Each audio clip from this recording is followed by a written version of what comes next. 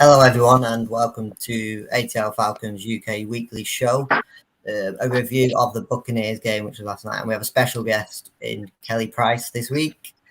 So thank you for coming on. And then co-hosting today is Tricky.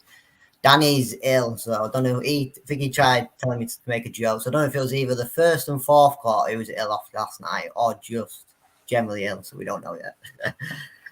So yeah, thanks for coming on. Before we get going on to the game, just speak a bit about yourself, just so people know who you are, etc. So how did you get into, obviously, the NFL, like what you do now, etc.? Yeah, so I am a sports anchor and reporter for Fox 5 Sports, which is the Fox local TV affiliate in Atlanta, Georgia. I also host one of the Falcons shows that we have called Rise Up Tonight, which is kind of a late night style show that looks at the Falcons through kind of like a cultural lens. What are these guys doing off the field, in the community? What are the awesome fashion statements they're making before the game, and lots of fun stuff like that. I co-host that show with former Falcon Harry Douglas. So that is my role with that. Obviously cover the all the Atlanta sports, as you can see behind me. Got all the Atlanta stuff here. But yeah, so obviously Falcon season is rolling, and that's kind of our main focus here. Is that something you sorry, Danny, Cal jumped into you already. Have you always been with Atlanta, or did you see some like Matt Tabeek, who's moved from club to club to club? Have you always been Atlanta? I actually, this is starting my third season here, but before that I was actually in Green Bay, Wisconsin covering the Packers. And before that I went to the University of Florida and covered the Gators. So I love Kyle Trask, who's a Buccaneer backup, and I love Kyle Pitts, who's on the Falcons now. So those are some big names for us in the most recent years. But so that's kind of my background. Definitely very nice. And of course, I can't even remember what his name is now. I'm having a nightmare. Safety has just gone to the Cowboys. Keanu Neal. Neal. Cool with Keanu. Yep. Yeah, of course, another Gator. Seems to be picking quite a few up from Florida at the moment. Yep, Dante Fowler too, who's on the Gators now. I went to school with him as well. I've known him since high school, so that's kind of crazy. Yeah, small world. The small world, especially in one of the biggest countries as well. So getting on to the game last night, obviously we know how it ended. It was just one of them where I think we agree that there's a lot more positives from last week. We did our show last week, and Miles came on, and even he was distraught. Like, even he just seems so down. With this team. But it was the first quarter. We thought it's just the quickness of Brady getting down the field straight away, and it was just like this could be a cricket score. Like, we thought this is it, but they scored the first touchdown in the space of a minute, and then I think we had the ball less than a minute straight away, and it was a bit like one of them. It was a bit like we could have done more from it straight away. But I think then the fumble, obviously getting the ball back straight away, gives a bit more momentum. Any takes on that, Tricky? The first. Sorry, Cal. I was going to ask Kelly what positives she actually saw in that first quarter, because I mean I missed the first drive actually. I turned it on just as I looked up, and we're already 7 behind, and our head's already buried in my hands after about 5 minutes. So, what positives did you pick up in that first quarter? In the first quarter, I would say there wasn't really many. I think the positives in this game were kind of how they came back later in it and what they did later on the back half of the game. That first quarter, if I'm remembering correctly, I think the Falcons, after that Brady touchdown to start that game, the Falcons' first drive, I believe, was a 3-and-out. If not, it was a quick, didn't get much done on offense there. So not a lot to positively look backward to at that first quarter. Definitely not. I think the concerning thing as well was the big yardage that Tom Brady was getting. That first drive, I think, was it three throws at 20 yards? Straight down the field too quickly. The secondary was concerning. Yeah, absolutely. And I mean, Tom Brady's a Falcon killer, as anyone who's followed this team for a certain amount of time is well aware of. And it looked very early on like he was going to have another one of those days against Atlanta. Well, it did really. But that I don't think you can put all completely on the defence really. But I agree. He likes playing against us, doesn't he? Definitely. We put a tweet out saying we probably got slightly negative last night, but there was some positives in it. But it was I think Danny put a tweet out saying we want a competitive team, and then to come back, and I know it was only 3 points behind, and then we know it sort of exploded in the last quarter. But it's shown fight, and I think that was the main important thing, because like last week, not scoring a touchdown was obviously pretty embarrassing when you think about it, but especially with the offense we actually have. But there's a lot of positives, scoring 3 touchdowns. Patterson is a player that he can sort of do it all, like RB1, receiving. I think he received up to 60 yards, I think it was as well. So I think he was one of the standout players for us. Oh, sorry, I thought Kelly was going to say that. We feel like complete amateurs with you here, Kelly, because obviously there's dead air here and making this I mean, the positives I saw, obviously, for Daryl Patterson, it's nice to see. I was a bit cautious, obviously, when he signed £3 million on a kick return, and you didn't see why they were spending that much money on a kick return, or they maybe could have picked someone up in the draft or in free agency. But it's nice to see how Arthur Smith's actually started to use him in the way that he used to be used.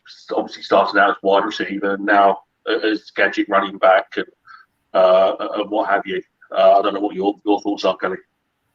Yeah, I've been saying since training camp, ever since he came in, that he's going to be a big impact player. I mean, the way he came in, I had never met him, obviously, previously to him coming in training camp. He just looked so much bigger than I expected him to be. I mean, he's 6'4". He's a big guy. And obviously, he's been kind of used in a lot of different roles in his NFL career. He doesn't like the term, what's the term that they use? Just when you put him everywhere on the field. He doesn't like being kind of classified as that kind of guy, even though that's exactly what his skill set is. They've been classifying him as a running back this entire time behind Mike Davis. And he's looked really good in all of camp. So I've just been waiting for him to get more involved in offense and the play calls and the different designs that Arthur Smith has in mind for Cordarrelle Patterson. But I think also another key element of what he brings in is a little more leadership on that side of the ball as well. After the game, he was one of the main people that we were talking to about, hey, look, we're not getting concerned. It's only 2 games. Like, there's still a long season ahead of us. We're all men. We can pick ourselves back up and kind of get back going this next week and correct what we need to correct. So I think that part of it, too, is an underestimated ability that he brings as well. Obviously, we saw the freak, catch that he got right there by the end zone. Matt Ryan flips it off to him. I mean, that's just an athletic play that he can make. But I think getting him more involved is only going to be a positive thing going forward for the Falcons. It was a very clever play as well, because he was blocking at the time, wasn't he? And the fact he had the intelligence to spin off and make himself free for Matt to get the ball away.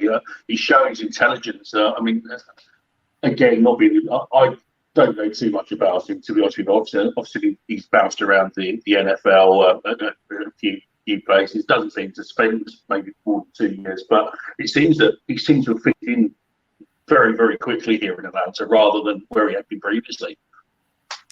Yeah, I think this offense is a great fit for him, and I like how they're using him so far. The biggest thing, obviously, is going forward, they've got to get the offensive line figured out so the run game can be more successful. We saw a little bit of that early last week, and Mike Davis did get a little more involved yesterday, too, but I'd like to see it even more, as well as Cordarrelle Patterson, but that's kind of a multifaceted issue I'm sure we'll cover. I think Cordarrelle Patterson's overtaken Mike Davis, I think, in the RB charts as well. I think he's going to be probably going to be RB1, I'd imagine, because he just seems to be more involved than what Mike Davis is. Mike Davis seems to be coming for the pass, for the blocking. But I don't know. I think Cordarrelle Patterson has shown a lot more than what Mike Davis has already. I think so as well, but I think it does go back to what I said about the offensive line. Mike Davis is much more of a downhill physical back that his style of play is not going to do well if he doesn't have run blocking and if he doesn't have support on that offensive line helping him out. Cordarrelle Patterson is able to be that dual threat and be able to catch it a little bit, run it a little bit, be used in very different ways than Mike Davis can be. I think they're both going to be used continually in different ways, which is kind of a nice thing for Arthur Smith to have kind of in his back pocket. Mm-hmm. I think it was when we actually signed him. I think a lot of they didn't think he would be a running back. We thought like you get the odd spells of using him, but it'd just be the returner. And I think our returner, Avery Williams, he looked good yesterday he's looked good in the first 2 games really. But Patterson coming in and I think surprising a lot of people. Everyone knew what he sort of could do, but I think Smith has used him. I think it's kind of surprised the opposition as well of how we've used him. And I don't think they've sort of expected us to use him as much, but it's positives, a massive positive for me. Yeah, and getting him involved in the special teams aspect of it is huge as well. I mean, you saw the Bucs were afraid to kick to him the whole game. They kept kicking it to Avery Williams, which he didn't even make an impact in that game except standing there, right? So, even that is a valuable thing for them to have. Absolutely, and I think moving on to the next positive, we don't want to start on the negatives. I think the next positive, getting Kyle Pitts more involved this week. Obviously, you saw the grab he made with the one hand, but it was nice to see him get more involved in the pass game. Yeah, I mean, I love Kyle Pitts. I've watched him all his years in Florida, and I've just really come to like his style of play. He led all of the Falcons receivers with 73 yards. He had 5 catches. It seemed like all the catches he made were at very critical times, like that first down on, I think it was like 3rd and something, to keep that drive alive. That one where he just kind of accelerated, just his acceleration, even though he went, I don't know, maybe 10 or 15 yards, just to see that impact. It was like, wow, here's like a flash of what he could be, as things start to slow down for him. Because I think things too are these first 2 games, he barely played in the preseason. So the first 2 games are a big adjustment for him with that speed. Even practice, he's talked about being a big adjustment for him, just how fast practice runs. So I think as he kind of gets more comfortable in the offense, in who he is as an NFL player, we're going to see him more and more involved. And I think that's obviously a great thing for the Falcons going forward. But he averaged 14.6 yards per catch, which is just a great thing to see after last week not as involved as much. Yeah, definitely. The point on Greg Olsen, do you sort of agree with that, what he's trying to say? Sorry, I didn't read it. Well, giving Carl Pitts small volumes of plays and then building them up into more plays as the season progresses. Yeah, and I mean, I think that's the best way to deal with any high, value promising rookie, right? You don't want to destroy their confidence early on as they're going into a game. Hey, maybe they drop a few or maybe some things happen. I think we're going to see that his role is going to expand, but also he has been huge blocking as well. I mean, the Cordell Patterson touchdown we were talking about, that would not have happened if Kyle Pitts wasn't blocking as well as he was right on the other side. And Kyle Pitts he's talked about, hey, I want to be also known for my blocking game, not just me being a freak unicorn, whatever you want to call him, catching and running out here. I want to also be known for my blocking skills as well as a true rounded tight end. So he takes a lot of pride in that. And I think Arthur Smith's going to continue to use him in that way because he's shown he's a very valuable blocker as well. And I think as well, for our other unicorn, he's going to make him give him more plays, and that's Hayden Hurst. I think that's going to play well for Hayden Hurst as well. I think he's going to get more space to make the plays, and obviously the 2 tight end sets. I think he's going to show what he can really do. So I mean, he showed it last year anyway, but I think this year, obviously contract year as well, he's going to make a difference. I really want to see him more involved as well, and I know we haven't seen a ton from him yet. Obviously, he had a pretty decent season last year. I think he kind of ratcheted up towards the end of the season last year. But like you said, contract year for him. I've talked to him personally just about him being so motivated in this year. Even if it's not the Falcons, he's putting film on there for whoever's going to sign him to that next deal next year.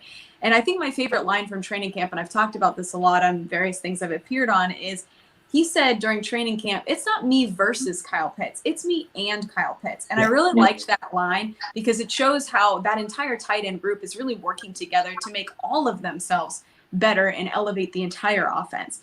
And I think that is going to be a key going forward is how can they get Hayden Hurst more involved. Because if you think about the way Kyle Pitts, Calvin Ridley, Russell Gage if he's healthy, and then Hayden Hurst can stretch a defense, I mean, you can't double cover everyone. You just don't have enough guys to do that. So, and then if you have a Cordell Patterson, Mike Davis on fire, you know, in the backfield, that's a tough offense. I mean, there's a lot of potential there. It's just they've got to really starts with the offensive line, like I was saying before. So they've got to get a lot of things shored up to, you know, Matt's got to be standing up to throw the ball to those guys.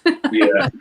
Do you think they're going to? Do you think they should persevere with Jalen Mayfield for the next couple of games? I mean, I saw some improvement yesterday, obviously from the Philly game. Even I could have improved from the Philly game, but there was improvement for him. He had the penalty. As I've mentioned on Twitter, he came in as a right guard and he's moved on the right and he's been moved over to the left. So it's a big adjustment for him. And I'm just wondering whether persevering with that might dent his confidence and also, of course, put Matt under pressure as well.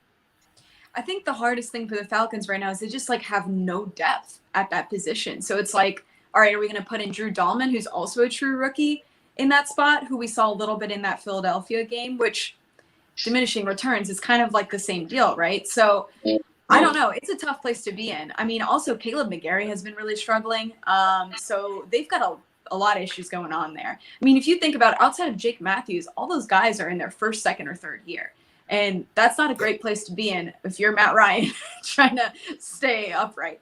And like I said, the run game has been affected, I think, too. This game, their run game could be even more effective if they just had kind of the run blocking in front of it.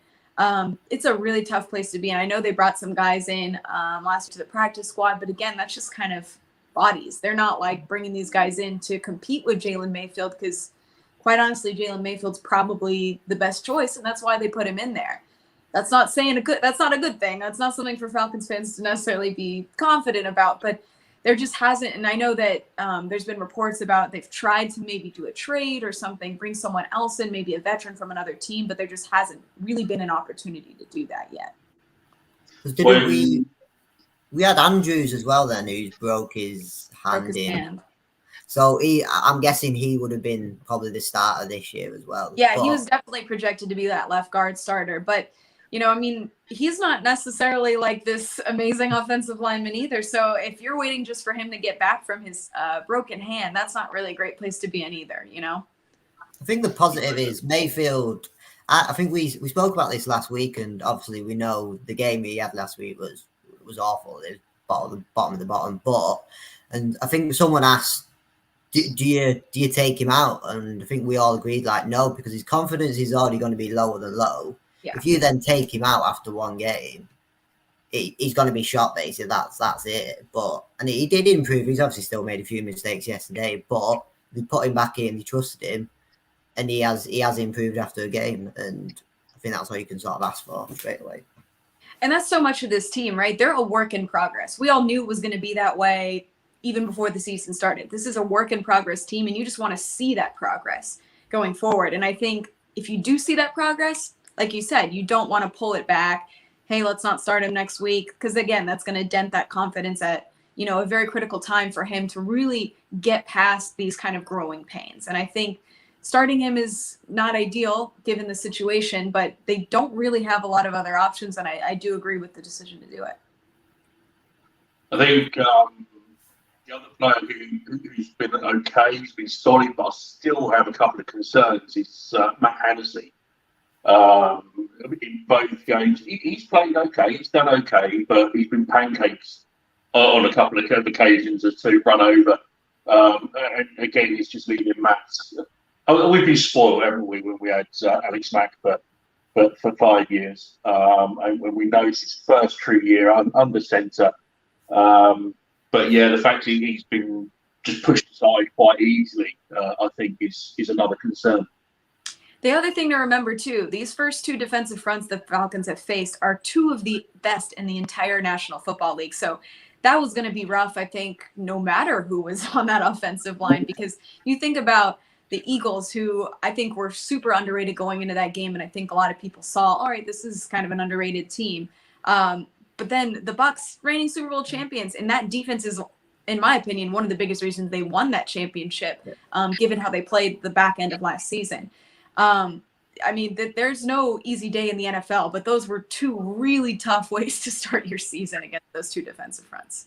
Yeah, absolutely. And when you think that we've had a TD chalked off by going out of bounds with Cordero Patterson, and then we've given up 2 TDs on offense with the interceptions, and then we've basically given them another TD with the shank punt. The score could have been a lot closer. Yeah. Than what it was. And that's the thing, is you cannot have any mistakes against the Tampa Bay Buccaneers where they're at and where they're playing right now. The margin for error was so slim. So any of those mistakes were always going to come back and bite you. I'm really interested to see, you mentioned punter. I'm really interested to see what happens this week because I don't think he's going to have a job by the end of the week. No. I think we're going to try to bring in some other competition. But, punter is one of those positions that, it's hard to bring in someone at this point in the season who should have a job in the NFL. They're probably not on the free market, so that's really interesting going forward. And that's a big, you've got to be able to flip the field. You can't there were 2 major moments where he just shanked those punts, like you mentioned. Yeah. And that's not something the defense or the offense can really do anything about. And then they have to be the ones to, pick up pieces. Definitely. Going back to a few names for the punter job, one of the names I'm seeing banded around quite a lot is the Georgia native Marquette King. Obviously not been in the NFL for 3 years. He's keeping himself fit. He's played up in the CFL. I doubt he will get a tryout, but he's certainly a name to consider, surely. Yeah, I mean, they'll definitely bring in someone this week, even if it's who they end up with on Sunday on that roster. I'm not sure, but I haven't seen if any transactions have happened in the last couple of hours. but I definitely expect them to bring in somebody, because even just to create some competition, like, hey, man, you got to step your game up here. Well, they got Elliot Fry on the practice squad. I'm sorry, say that again. Then they got is it Elliot Fry on the practice squad? I'm pretty sure they released him like last Thursday or Friday, if I'm not mistaken. I don't know. They brought him back. The waiver wire here, but I'm sure they brought him back again as well. I can't remember what happened with him, quite honestly. But no, I think going back to the kicker situation, punter situation, I said it in the tweets I put out. Momentum in this sport is the biggest thing you can have. We were 3 points behind, and I even said it's not like I expected us to go and win, but when you've got the momentum and then you ruin the punt by that, and it swings straight away, and then obviously Matt Ryan ended up throwing 2 pick sixes, etc., and it was just sort of downhill from there. But it's a position where it's obviously like one of the lowest paid positions at times, but it's one of the biggest positions you can it's field position every time. It's so important. If we put them on there 30, and we know Tom Brady at that point, he wasn't playing well at that point, I don't think at all. And we had the momentum, but it's just one of them things where if it swings, it swings, and obviously it went straight against us. Yeah, the punting situation didn't help, as you said, but I think the score ended up so lopsided because of the 2 pick sixes. Those were just 2 really freaky situations. I mean, I don't even know the last time Matt Ryan has done 2 pick sixes in a game, if he's ever done that. But both of them were just, again, kind of goes back to the offensive line. They weren't blocking the defensive linemen while they were batted down. They were tipped. Those are things that have to get cleaned up, because neither of those were 100% Matt Ryan's fault, given the situations that were unfolding around him. So those were really tough, and it made the score look so much worse than it really was. Yeah, definitely. I think I read a stat that out of 60-odd throws, 19 of them he had to make in less than 2 seconds. So you can see the pressure that he was put under straight away. So you can't legislate for the mistakes, but you can understand why they happen, I suppose. But you see from the other side of the ball, and you can see Brady, especially in the first drive they had. He had plenty. He had so much time. He had 3-4 seconds at times, and it was a bit like. But it's quite surprising because last week we got to Hurst quite quick, but because he's a very mobile quarterback, he did get away from us. So I thought this week, Tom Brady's for a 50-year-old, he's still quite mobile. I've still got to get that digging, but it was just one of them for obviously our defense. They didn't deserve to put what they put against us. I don't think it was. If someone just seen the score, they would have been like, "Oh, we expected that," but it wasn't. As in, us as fans actually watching it, it was a closer game, especially in quarter 2 and 3. Yeah, 100%. I think moving now onto the other side of the ball, I think there are a lot more positives this week on the defense. We've had sacks. AJ Terrell was superb. Obviously, he injured himself with a pass breakup with his second pass breakup. Marlon Davidson looked good. Dante Fowler, we actually saw Dante Fowler Jr. this week, which surprised me. I actually think that the DMP's influence is starting to creep in a lot better in week 2 than what it was in week 1. Yeah, it was definitely good to see some more of those guys involved, flying around a little bit more. Foya Luakan also punching out a ball was an exciting moment. To see some of those guys getting back on their game. I'm excited to see DMP's going forward, how he's able to scheme some of these guys into positions of success. I've been talking about that since before week 1. Obviously, week 1 was what it was, but I think this week we saw a little more of that. And DMP's has gone against Brady a lot more times, coaching in the AFC. Throughout most of his career against Brady, and he's had a lot of success. So he knows kind of how to work against that. Obviously, the final score was what it was, but definitely good to see Dante Fowler involved. Weird to see these number 6 and number 3 on defense making plays. I'm still adjusting to that for sure. But it's good to see going forward. And that builds confidence also going forward in themselves, in the scheme. Hey, we can do this. That was the defending Super Bowl champions, these behemoths that we were able to really make an impact on. And like you mentioned, AJ Terrell was terrific in that game. He prevented 2 major touchdowns that could have made the score even more lopsided at the end of the day and shifted momentum hugely if they had been touchdowns. That's going to be a huge loss if he isn't able to come back out of that concussion protocol. Arthur Smith talked a little bit before I jumped on here, so I wasn't able to see if he had an update on him. But Falcons fans have to hope that he's going to be healthy for Sunday and just going forward, because he's probably one of the best players on that side of the ball, if not the best one besides Green. Yeah, we mentioned that. I think me and Tricky mentioned that last year he improved every game, and this year I said last week he was still one of the standout players for me, and this week definitely again. I think in DMP's defense he's just going to keep improving. It's just getting the sort of the players around him to sort of do their jobs as well, and then we have sort of a nice core. I think the only thing that not disappoints me, I think the only thing that he does have to improve on, I think, is his interception rate. I think he had 1 last year, and I think that's something that I'm sure the defensive coordinators are working on to try and help with the turnovers on that side. Yeah, that would have been a huge moment in the game if they were able to get an interception or even just recover a fumble. That would have been huge. I mean, the turnover margin is such a big impact in any NFL game, but especially when you're facing Tom Brady. That would have been a big deal for them to do that. Yeah, definitely. Talking about the defensive line, one thing I'm finding interesting for the last 2 years is John Kaminsky, who I think has done well. He's done okay. But he's been a healthy scratch for the last 2 games. I don't know if you know any reasoning or what have you, but I'm quite intrigued as to why it's a bit like the Deirdre Senna situation from a couple of years ago, where we've now got a healthy scratch. He's done okay for us. I haven't been at practice in the last week, but at least from training camp, I would say that Jacob Tuioti Mariner has usurped him as far as, getting more involved on that defensive line. there's just, I think, other guys that have shown in practice and in games that they're more up to speed with doing what Dean Pease wants to do. And I mean, obviously we don't know what happens inside the film room in the classroom, what he's doing on that side of it. Maybe he's not there mentally with, you know, the new defense, the new scheme.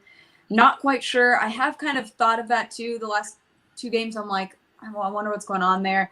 I don't think it's an injury related thing. They've actually, I mean, knock on wood, the Falcons have been very healthy through these first 2 weeks, which is crazy. Given, you know, I mean, Sunday I felt like there were a million big injuries around the NFL. I was like waiting for something to happen in that game because of just how the day was going. But yeah, it'll be interesting to see John Kaminsky going forward. Like, is he a project that they're trying to get more up to speed, or what's going on there? Yeah. The other thing that's not confused me, but again has intrigued me, is about how we're going into the game with just the 2 running backs. Yes, I've been thinking about that too. Yeah, we've always obviously been brought in Wayne Goldman and then just benched him. I'm not quite sure why we're doing that. I'm not sure either. It's been weird. It's something that, especially given that Cordell Patterson isn't really that like true downhill running back, I don't know why they haven't been having, you know, more involvement there. But it even goes back to the preseason when they were still trying to evaluate their depth at that position. They kind of had a hard time evaluating it because of the poor offensive line play. And Arthur Smith talked about that a lot. You know, they released some guys that I was super surprised about at running back. And yeah, I don't know what's going on there with not having, you know, getting someone more involved at that 3rd running back position. But maybe going forward, we'll see what happens with injuries and stuff like that. But maybe there's some more tricks up Arthur Smith's sleeve with someone he's got in the bullpen that we're not aware of. Definitely. I've got a question who was meant to come on. Are you surprised how little Richie Grant has played in the first 2 games? Did he get on yesterday? I don't think he had a snap yesterday. I don't know if he had a snap yesterday. I have to go back and look, but that's a great point. I don't know. I think it's more the veteran presence that Eric Harris and Deron Harmon are bringing back there. I mean, it was evident to me a couple of times, hey, they don't have it as much as they used to. They're getting a little old back there. The speed was not there, I think, in a couple of those touchdowns. You saw them very close, but not quite there because, yeah, they're a little bit older. As much as I love those 2 guys, they're really great to have on this team as veteran presences. But I'm wondering if Richie Grant is still struggling with the adjustment to the NFL. We saw in the preseason, he had a couple really good plays in the preseason, but there were also some moments where you're like, wow, there's some growing pains there. So I'm wondering if maybe that's more it, and going back to you don't want to throw someone in before they're ready. You don't want to hurt their confidence going forward. I mean, imagine going in against the defending NFL champions in the Tampa Bay Buccaneers and allowing a bunch of touchdowns. That's going to really hurt your confidence. So I think he'll get more involved as the season goes on. And I think maybe there's a plan there for Dean Pease to maybe involve him later on throughout the season, and in different roles. Maybe he's not that traditional safety, and maybe he comes more in blitzing packages. I don't know. I saw some of that in training camp, you know, but obviously they're working stuff out in training camp. It's not exactly what you'll see on the field on Sundays, but I'm wondering if maybe it's more just we're going to put him out there when he's ready type deal. I think, again, personal opinion is a lot of these players, like you say, they're on a bit of a downward turn now in regards to their career. But all the players that we brought in, Deron Harmon, Eric Harris, Lee Smith, they're in the tight end group. They're all very, very, very willing to share their experience with, which is huge, the young guys. And I think that's one of the not main reasons, but I think that's one of the huge reasons why they've been brought in. Yeah, absolutely. And I mean, just having talked to those guys, I can see exactly why they were brought in for those reasons. They are, you know, very charismatic guys who really want to help these guys learn and grow. And Eric Harris, I remember when He had been signed right before the draft, I remember. And when they drafted Richie Grant, apparently him and Eric Harris have a relationship that goes back before them being Falcons. And they have like a big brother, little brother relationship, they call it. So they, already had that established. I think having those veteran presences is really important around those young guys as they come up and try to understand what is the NFL? How can I do this successfully for a long period of time? And the Eric Harris story is something anyway. I think if any NFL player wants to look at a race to riches story, I think Eric Harris is the one to really look at. He has a great story, yeah. I think that's the culture in the Falcons, even when Dimitroff was in charge and etc. The players we get in, they always want to help others, and there's the odd few bad bunch that we've had, but that's like in every team. But I think the culture here is obviously they've got to be a good player, etc. Like as good as you can get, but the culture, the person they are as well, I think it's a massive thing, and I think that's what Terry sort of carried on this year, bringing these pros in who are willing to help anyone. Yeah, and Terry Fontenot has done a great job, in my opinion, of bringing in some of these guys who are maybe on that back nine of their career on cheap deals because they are in a bad kind of salary cap situation, bringing in these guys that kind of a value that also brings value beyond just them being there and them playing for you, but them being able to share their experiences and bring that veteran leadership as well. Mm-hmm. Now, what do you make of the quarterback situation at the moment? We're obviously carrying 3 quarterbacks on the 53. I think this coaching staff is still really interested in Felipe Franks as a prospect, but he's not quite there experience-wise, obviously, compared to Josh Rosen, who's been in the league like 6 years or whatever it's been. So obviously that part of it, is tipped in Josh Rosen's favor. It's been interesting to me that they've gone with him on the active list versus having Felipe inactive for all of these games. But Felipe, also being a Florida Gator and having watched Felipe Franks at Florida for many of those years, he was a frustrating quarterback to have there. And as anyone who's watched his college film would know. So I think they're very intrigued. He's a huge guy for the quarterback position, super athletic, really strong arm. But I think the mental is just not quite there with him. Like he still kind of will make those dumb decisions every once in a while. He hasn't had an opportunity to really do that quite yet. Obviously in the preseason, he, had extended snaps, but he hasn't had an opportunity to really make a big mistake. And I think they're still interested in developing him as kind of a prospect. And that's why they've kept him on. Josh Rosen obviously was kind of a fail-safe given the whole A.J. McCarron situation. But it'll be interesting to see as the year goes on, more practices happen. Does Felipe Franks kind of show them enough in practice that he can be active on a game day? Not necessarily that he'd actually see playing time, but it should be interesting going forward to see what happens there. Like I said, he looked really good in training camp. It is training camp. They're not seeing real pass rush. They're not seeing real situations quite yet. And we all saw him in the preseason make a lot of plays with his feet. So it'll be interesting going forward to see how that situation develops. And then, of course, because he's practicing behind our offensive line, he's not going to get the time to try and throw the ball anyway. Yeah, that'd be a pretty baptism by fire for him to go out there on a real game day against real NFL pass rushers. Do you not think that he's just taking up a roster spot for someone who could come in and make a difference on the offensive line or on the D line?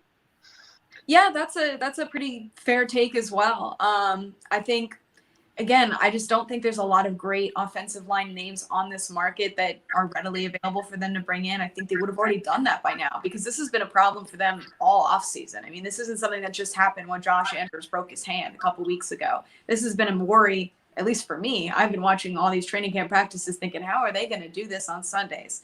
And obviously we watched the preseason. That was tough as well. So this is something that I think they've been trying to fix for a while. They just haven't really found an answer yet as far as someone to bring in.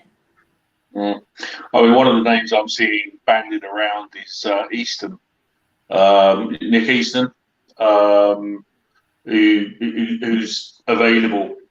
He hasn't said he's retiring. An experienced player.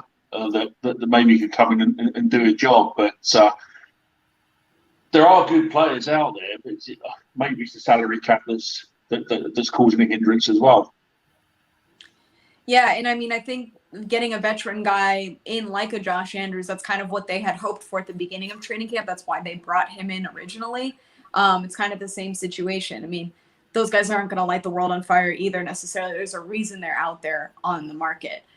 So those decisions are very above my pay grade. I've got another question that Andy put. He put, do you anticipate Matt Ryan being the quarterback in 2022? Man, that is the biggest question. I think, I say my take on it, the cap space is obviously, we know the cap's going to go up next year, but he still takes a massive hit the next year and the year after. And I feel like if they plan to get rid of him next year, I thought they would have gone for a quarterback this year, personally. Sure, that makes sense to kind of do that planning forward. And I know there are a lot of Falcons fans who would love to see Justin Fields, Trey Lance, some of those guys who were in this past year's class in red and black. Yeah, that's tough. Again, it's also weird because we're so early in the season. Like, we don't know who's going to be the top really prospect from the college side quite yet. Those seasons are still developing. The NFL season is still developing. You know, maybe Matt Ryan comes out here and just lights the world on fire these next couple games. Who knows? And there's so many variables at play. Personally, watching that game yesterday, the first half, the second half was a different story, but the first half, I remember thinking, like, wow, his passes just don't have that same zip that we're used to seeing. Like, and then you see Brady, like, just out here, like, slinging it. And you're like, how is this guy getting better every year? And then seeing Matt Ryan, it was a very interesting comparison to see back to back. But then the second half, you know, I think they really rallied, obviously. And, you know, he was a big part of that. He even got that rushing touchdown, which was kind of fun to see. I don't know. It's very interesting to see what will happen going forward. The salary cap is a huge problem as well. Obviously, that's something that this new regime has inherited and has to figure out. It's a very big hot potato as well. There's so many fans, I feel like, on both sides of the spectrum, so it's hard to take a side. But I am in the camp as far as it's not all his fault. Like, we can't all put this blame on Matt Ryan. So many people are like, well, if we had a mobile quarterback, we would be winning all these. No, it's really not that simple. There's so much else at play there. Matt Ryan is not the reason they win or lose games. Any quarterback in the NFL gets too much of the blame and too much of the hype when it goes well. Yeah, it's so tough to answer that question right now. I hate to give you like a non-answer, but I think also, like, if they think Felipe Franks is a guy to develop, maybe that's a solid quarterback backup you have going forward. I don't know. I don't know what they, you know, see in him as far as future development. Maybe they see him being a solid backup to have. Hey, let's go ride with Matt Ryan for another year, see how that goes. You know, it also depends how they finish the season. If they have the #1 overall pick next year and there's some amazing quarterback prospect there to #1, it's going to be hard not to take that. And if it's like last year's draft, where there wasn't really a lot of pass rush or defensive, the draft last year was very offensive heavy at the top. And I think if it's like that this year, it's going to be pretty obvious what the choice should be. But if there's an amazing pass rusher who bursts on the scene this college football season, and that's who you want to get, that's kind of maybe the guy you should get. Because that's going to be, besides of Matt Ryan, if you have a good pass rush, you're going to win more football games, whether Matt Ryan's your quarterback or not. So there's a lot of things at play there, and I hate to give you a non-answer again, but it's such a complex issue, you know? No, I think my take was I've always been a huge Matt Ryan supporter. He can do no wrong in my eyes. However, the first game, Philadelphia, it was painful to watch him. Yeah. To be honest with you, and we go back to the offensive line again, but it was painful to watch. Yesterday, he showed more of what Matt Ryan is, even like you say with the zone read, you know, with for the 2 points and what have you. He showed more of what he can be, And I think if he can continue that throughout the season, if we've got a high enough draft pick and we can pick a QB, like people are saying we could have done this year, to learn behind him, I think then maybe he can be here for another season. And that's the thing that is one of the most underrated abilities as Matt Ryan is his availability, right? Like he has been in, I don't know his career start number, but he's had so many career starts that like injury free. I mean, knocking on all the wood here, but I mean that is a huge deal. And also the fact that he's been sacked like 131 plus times now in the last 3 years. The way he's been able to, still come out there every Sunday is just remarkable, quite honestly. And that's half the ability in the NFL is your availability. So that's the other thing. You never know when you get a new guy in, is he going to be injury prone? There's a lot of stuff at play there. And that's one thing about Matt Ryan that nobody can knock on him is he's been around. Yeah. Go to the when he's been hit so many times in his career. And you look at Brady, and we know what Brady can do. We know what he's done with his career, but he hasn't been in the last few years. He's not been sacked probably half as much as Matt Ryan is. So it's like you're constantly getting hit. It's you can only do so much. And like what Tricky said, especially us UK fans, like there's quite a bit like group of us, and I think we're all so positive about Matt Ryan. And we see it on our Twitter that you put like the sort of not negative tweets, but there's always things where he'll annoy you, like he annoyed me yesterday with a pick six, and I think probably overreacted with a tweet, but that's just passion of football basically. So, but we are all fans of him, but if it's like you say, depending where and what's available next year, depends what you go, because we basically the draft that just gone. We needed a Chase Young. If a Chase Young was there, there's 100% we're taking him off. Exactly. There's so many factors at play there. Yeah.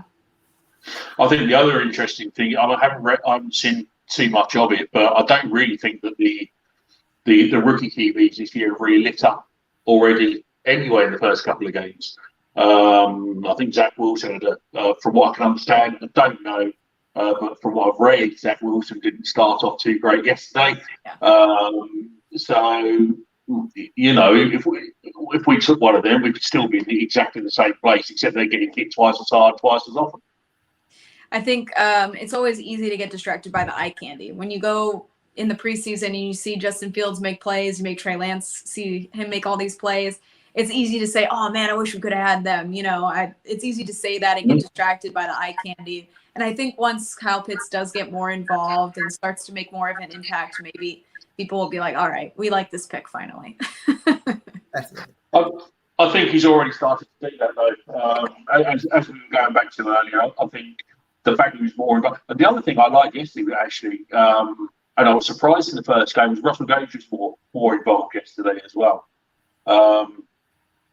Obviously, I don't think he had did he ever play in the first game against Philadelphia? I don't think he even had a pass, did he? No. So it seems strange again that Russell Gage, our number 2 wide receiver, he's not getting the targets that maybe he should have done. Maybe that Ridley would have done behind Julio Jones last year. Yeah, I know he was battling a little bit of an injury yesterday too. I don't know if it was like an ankle, it kind of looked like.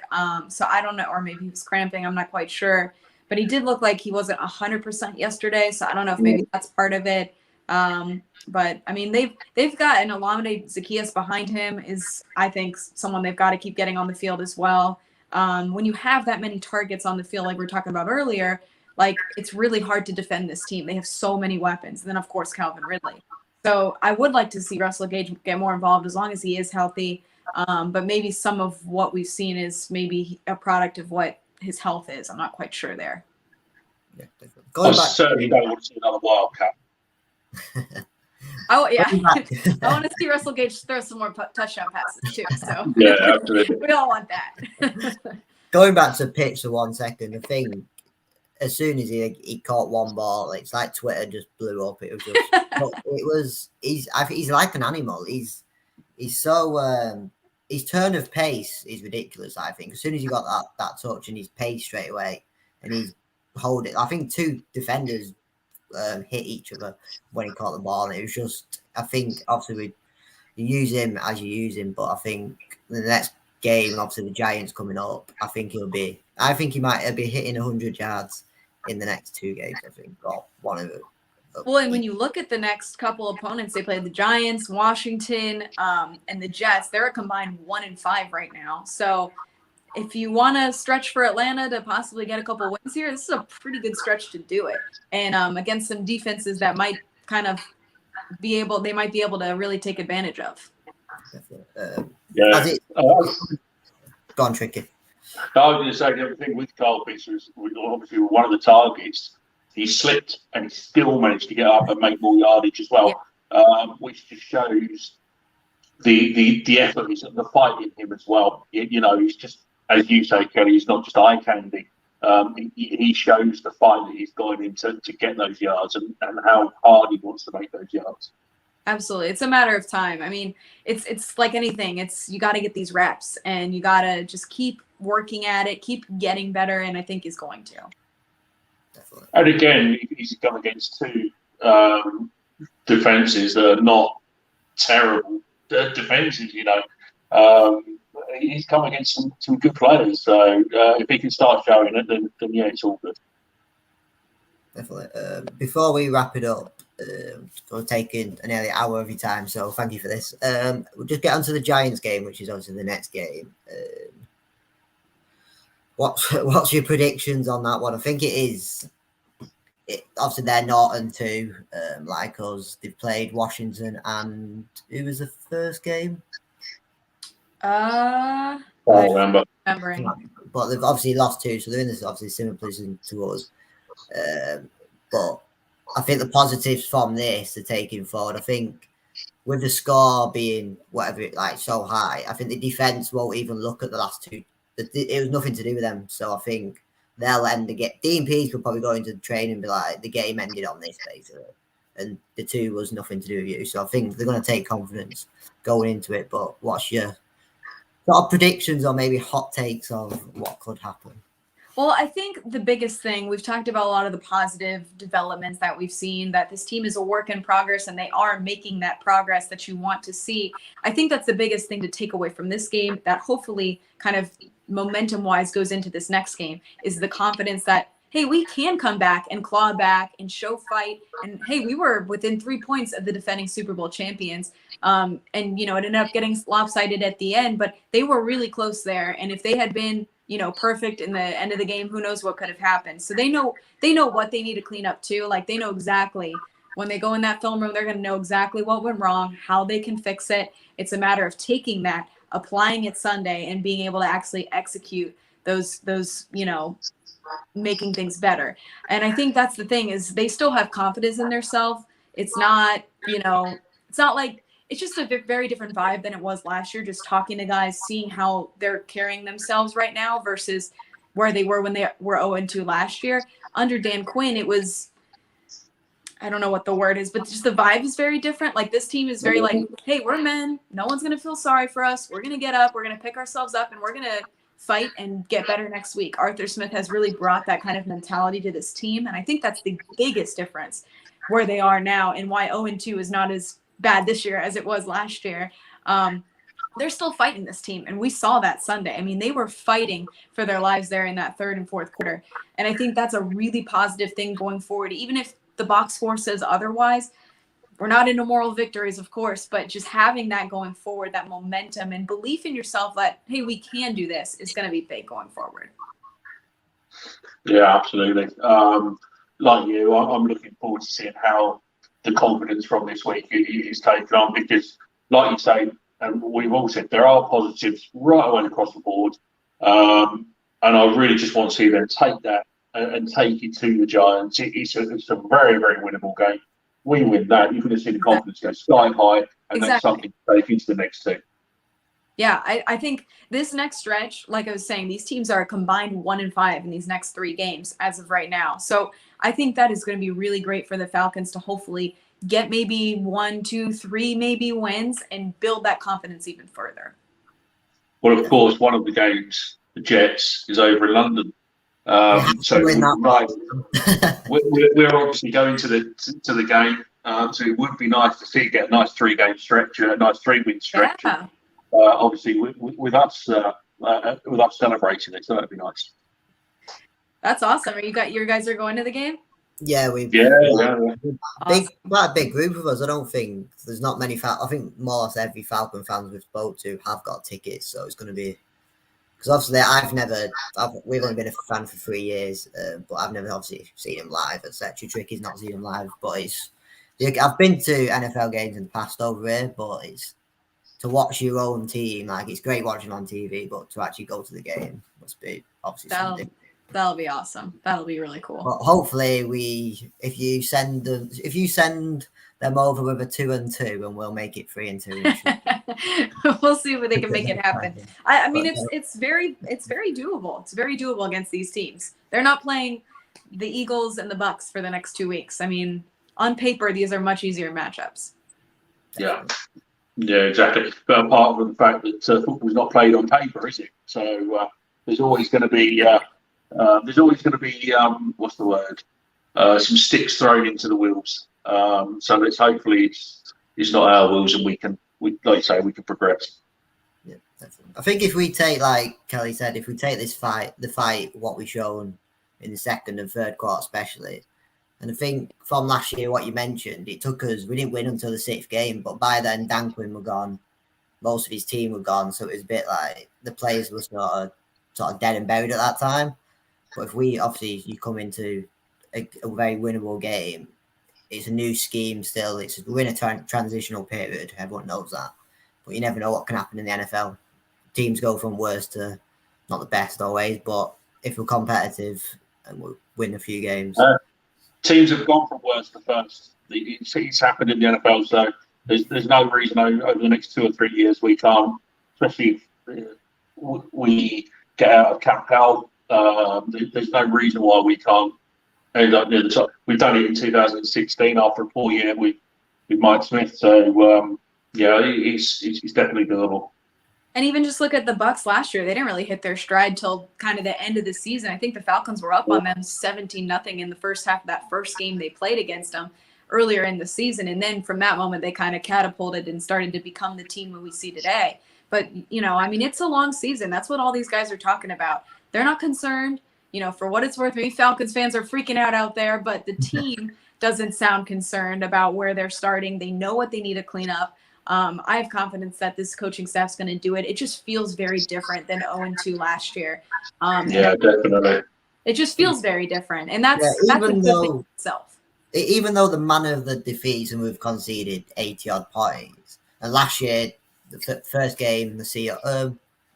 77 points we conceded over the first 2 games. We know what happened in the second one against Dallas, but we don't need to speak about that one. But we don't need to go back. But the manner of that compared to even this week, it was just the more of the fight and the sort of just everything. And then watching Smith after the game, I think the big difference between the 2 seasons is Dan Quinn was a dead man walking last year. So I think after the first 2 games, he knew he was on a hide into nothing.